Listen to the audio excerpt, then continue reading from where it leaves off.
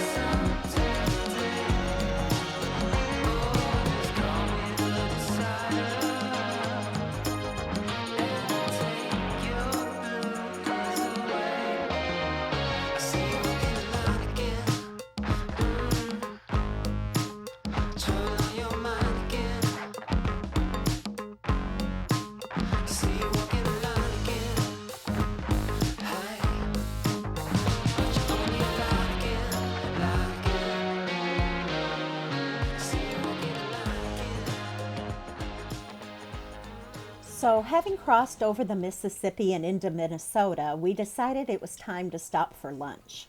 There's a beautiful boat launch and rest area right after crossing into Minnesota that overlooks the river and U.S. Lock and Dam number 7. We learned that there are 27 locks and dams on the Mississippi between Minnesota and St. Louis. The river drops over 400 feet in this section, so the locks create steps to make navigating the river safer. Not knowing much about boating, I figured you probably had to pay to use a lock, but we learned from somebody at the rest area that that's not the case. We both thought it would be really interesting to take a trip down the Mississippi and to be able to go through all those locks.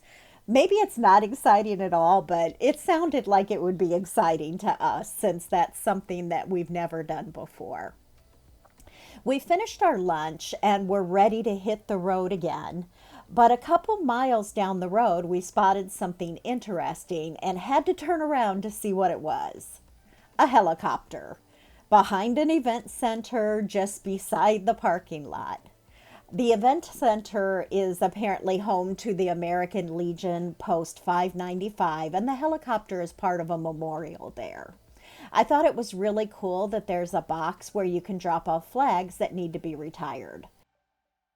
Now that we were in Minnesota, we decided to leave the highway and begin doing some exploring. We planned to check out the Trans-American Trail, known as the TAT. This is a route that consists of smaller paved and unpaved public roads. It actually starts in West Virginia and makes a big loop through 16 states, ending at the Mississippi River in Minnesota. So, of course, we were doing it backwards. Apparently, it's a route popular with motorcyclists and UTVs, but accessible to vehicles also, since they are all public roads. We chose to just check out the section from the Mississippi to Austin, Minnesota, where we would be stopping to check out the Spam Museum.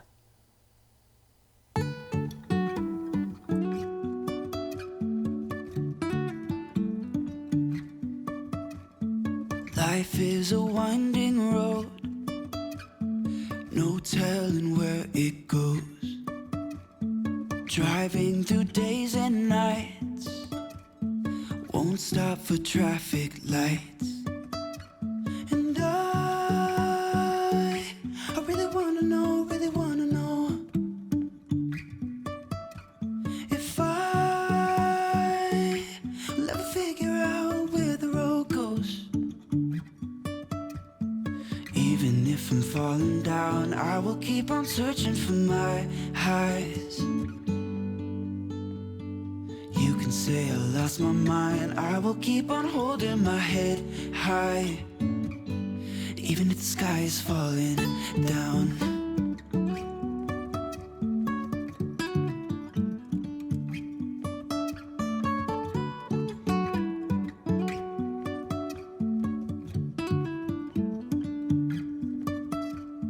Jumping from cliffs so high, trusting our wings to fly. Sometimes we're crashing down, but we get up and start from the ground. And I really wanna know if I will ever figure out where the road goes. Even if I'm falling down, I will keep on searching for my highs. You can say I lost my mind, I will keep on holding my head high, even if the sky is falling down. Even if the sky is falling down, yeah. The sky is falling down.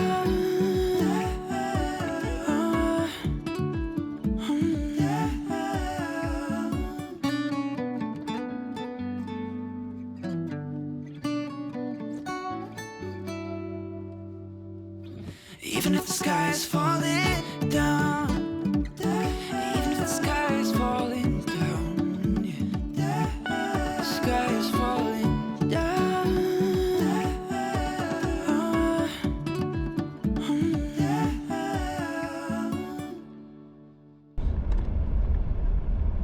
Off-roaders. Oh, we're just driving by. People doing the trail.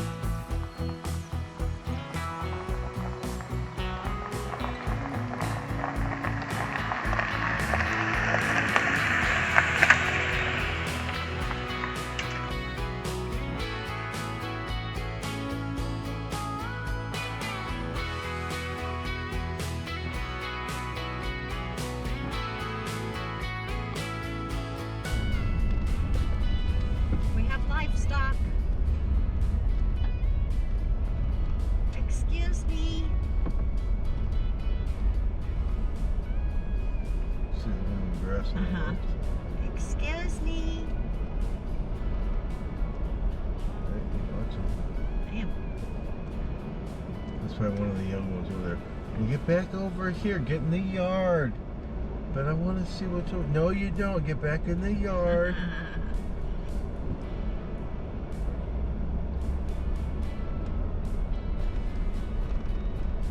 We'll go over there later when you get bigger. I'm big already. Get back over. Oh my God, what is that thing coming at us? See, you're not that big. You're right, I'm coming.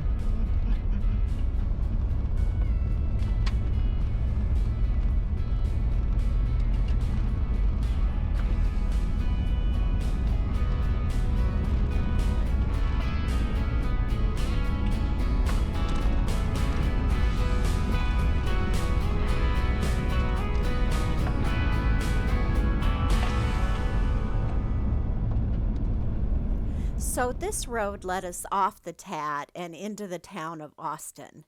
After driving several hours on the Tat, we were happy to reach Austin.